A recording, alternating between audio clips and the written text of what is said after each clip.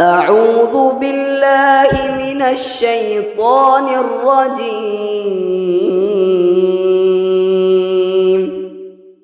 بسم الله الرحمن الرحيم.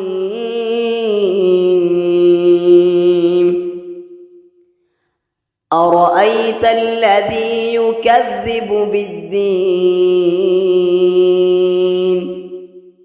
فذلك الذي يدع اليتيم ولا يحض على طعام المسكين فويل للمصلين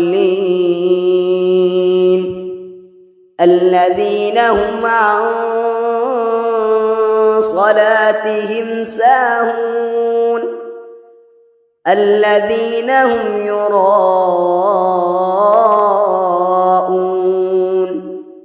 ويمنعون الماعون.